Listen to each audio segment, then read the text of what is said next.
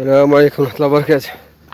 حياك الله أخي محمد المصري، وجزاك الله خيرا على ما تبذله من مجهودات ونصائح وفوائد للنحل العربي. جزاك الله خيرا. هذا يعني فيديو أحببت أن أشاركك به.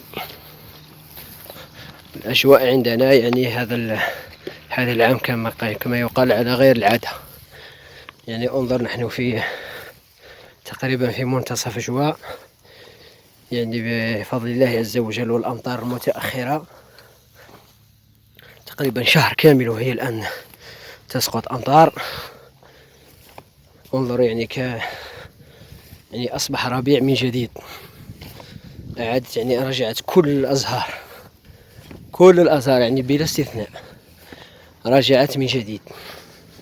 طبعا يعني ليست بالقوة الربيعية، ولكن كما يقال بساط ربيعي. الحمد لله.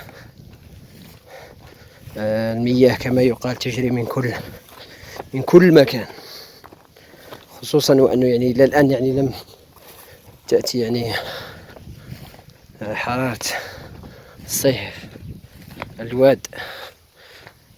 الواد يجري يعني في مثل هذا الوقت من السنين الماضية يعني لا تجد قطرة، لكن يعني هذا العام انظر يعني في منتصف جواء الواد يجري، وحتى الوديان يعني الصغيرة هناك وهناك. والحمد لله. أنا الآن يعني ذاهب إلى منحل صغير، يعني ليس منحلي، يعني أنا القائم عليه. هناك 4 خلايا وبعض القسمات التي أتيت بها من منحلي البعيد. يعني الآن سأعمل فحص لخليتين على جناح السرعة، لأنه يعني الجو الآن يعني كأنه ستسقط الأمطار. يعني البارح الليل من المساء إلى تقريبا إلى الفجر والأمطار تتهاطل، الأمطار خير وبركة. سبحان الله. هذا خلاء.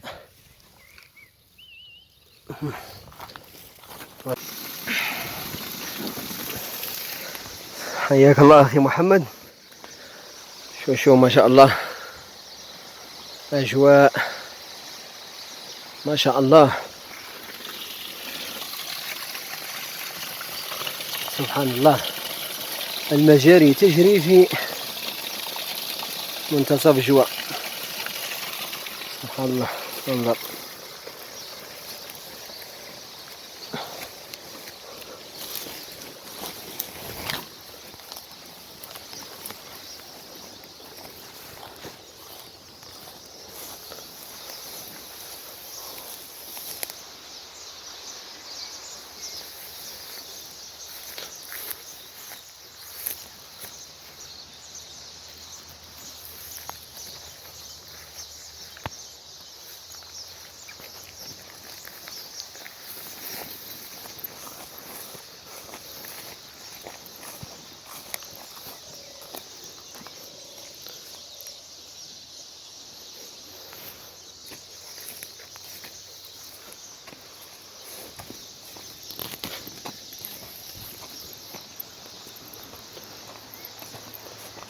منين صوتيت؟ ها؟ واعرة شوي. هو تاع الحجر هذيك تاع قبيل مشكيش نقدر ها؟ نقدر نصوتي عليه هذه منها. ها؟ وينه؟ الحجر تاع قبيله.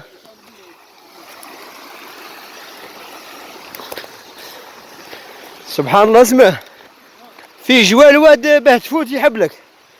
ها؟ ماش قدرة. سبحان الله. تغلط تروح.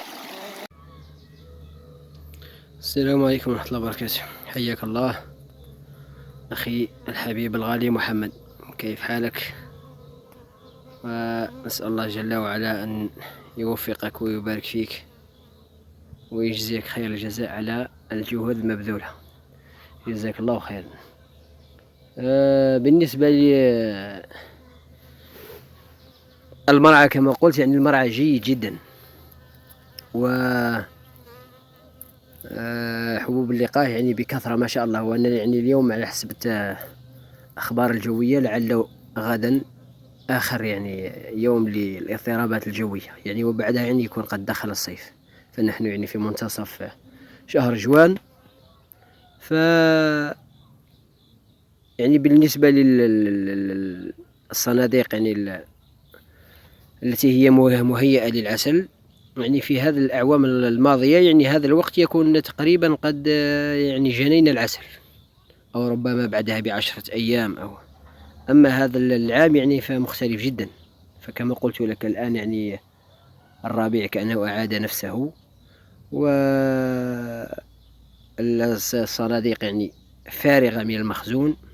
كما قلت لك يعني قدمت لها تغذية، فيعني لعله يعني من غد أو بعد غد يعني ينطلق كما يقال الموسم، ولا ندري يعني متى يكون يعني بدء الفيض يعني بالضبط، لكنه يعني لا أظن أنه يطول لأننا يعني في الصيف. ف كما قلت يعني البارح يعني قمت بفحص بعض الخلايا لأحد الأصدقاء، فسبحان الله يعني خلايا يعني مكتظة، يعني ما شاء الله تبارك الرحمن، اكتظاظ كبير، وعمل الذكور وبيوت ملكية تريد أن تطرد، يعني سبحان الله في كما يقال في منتصف جوان. نعم. يعني هذا الأخ يعني لا يعرف كثيرا للنحل، وإنما يعني كان يغذي حتى الآن، يعني ما زال يغذي، يعني لهذا كما يقال اكتظت وكان الأمر جيد.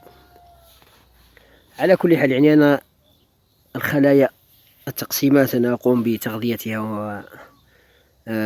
ومتابعتها. أما بالنسبة لي الصناديق المهيئة للعسل فيعني أنا أتركها كما هي فقط، يعني أراقب إن كانت هناك بيوت ملكية أو